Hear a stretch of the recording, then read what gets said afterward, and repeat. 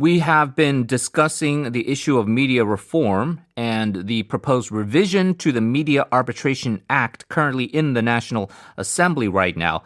There has been the opposition from the Conservative Party as well as members of the media, largely conservative as well. But we want to get the ruling party point of view on this. The Democratic Party is the one that has tabled this bill, and they have been talking about how this is helpful for average citizens like you and me. To give us that perspective, we're very pleased to be joined by the inaugural international spokesperson of the ruling Democratic Party, Dr. 최지은, on the line. Hello. Hello. Hi. Hi, thank you very much for joining us, as always, despite your busy schedule.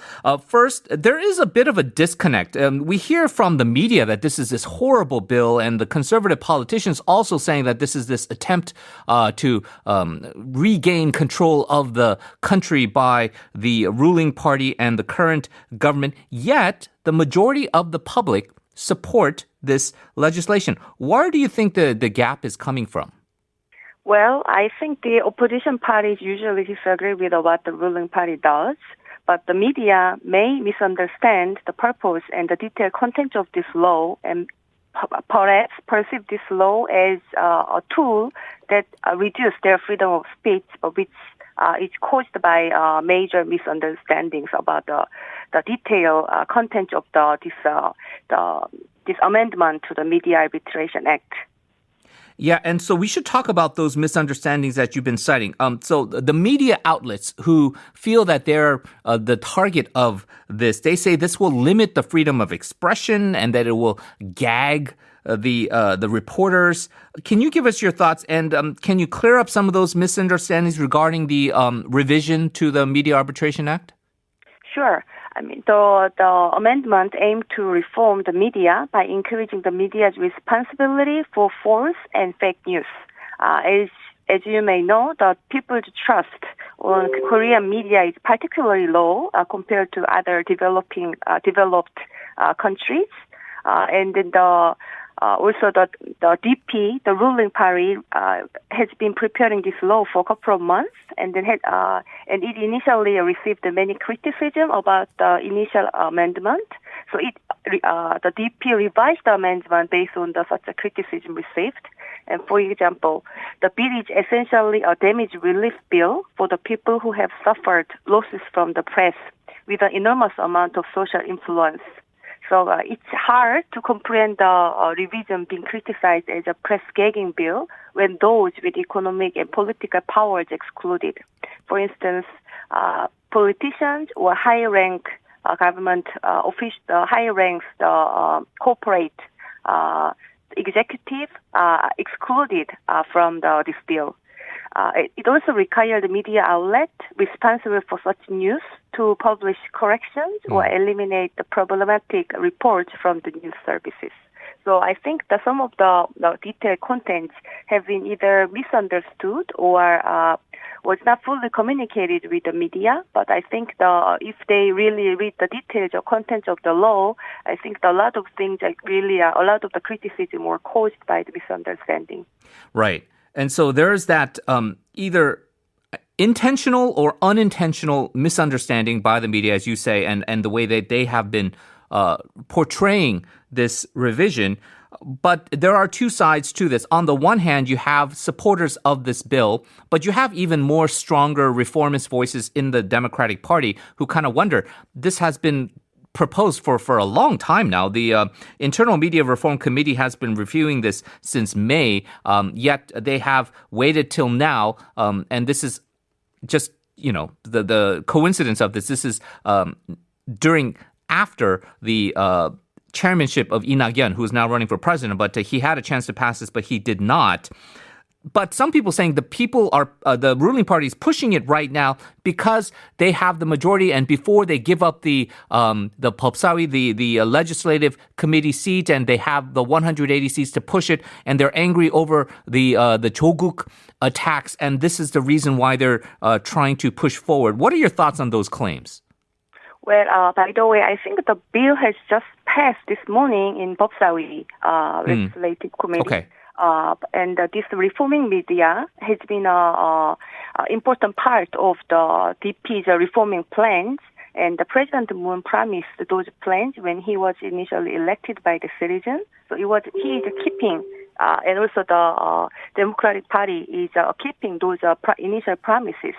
And as I mentioned earlier, the Korean citizens' trust on media is very low. So DP has been preparing this law for a couple of months, and then now it finally is time to pass the bill to move forward. And the opposition party have a significant time to provide any amendment or any alternative solutions, but they have not provided any other options. But they have been keep opposing to the amendment. So I think that's the reason the DP have to move forward. But I think what you mentioned about the former Justice Minister Jo-guk and his family was a good example that how the media coverage can provide misinformed information sometimes. But that's not the only reasons. That's one of the good examples, but we have so many other examples, and then that's not the only reasons we tried to pass this bill.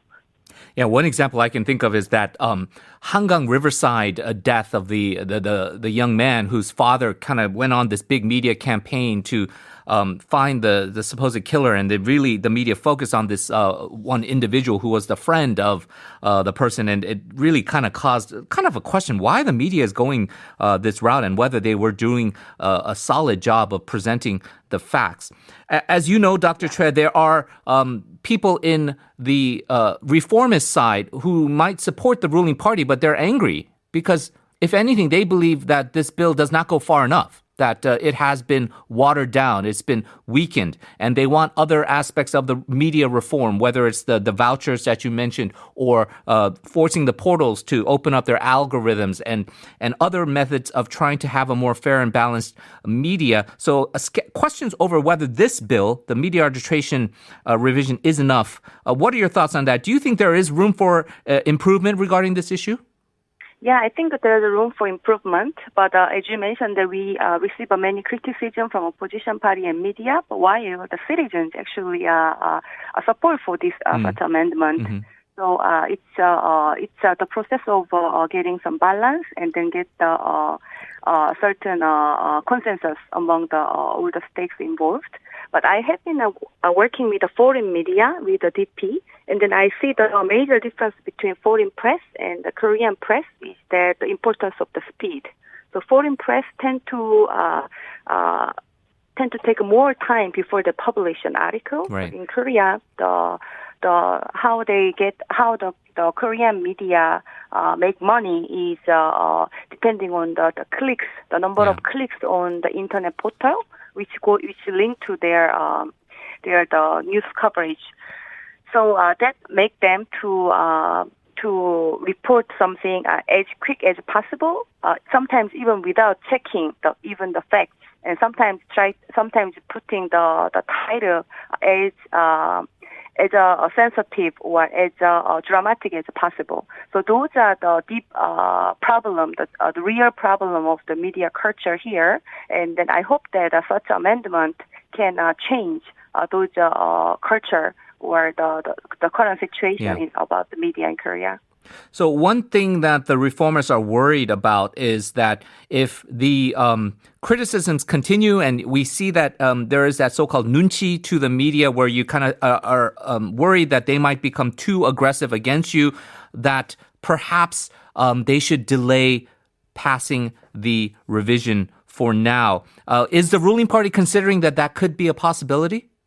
Well, the fact that this amendment has passed in 법사위 this morning, I think the DP has a strong drive and strong will to make such a reform, which is important part of the DP's reform agenda.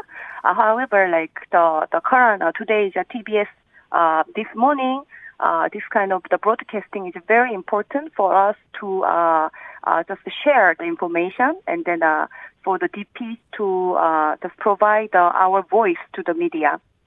Yeah, well, thank you for including this morning as part of the important voices there. Thank you so much for joining us once again, Dr. Choi. I know it's a busy schedule, so we do appreciate your time. We wish you the best of luck in this busy Democratic presidential party race, and hopefully we can talk again soon. Thank you so much.